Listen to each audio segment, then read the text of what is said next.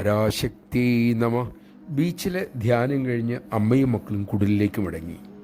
കുടിൽ വെച്ച അമ്മ ഒരു സന്യാസിമാരോട് ചോദിച്ചു, മനുഷ്യജന്മം എന്തിനു വേണ്ടിയാണ് എന്ന് സ്വാമി ചിന്തിച്ചിട്ടുണ്ടോ?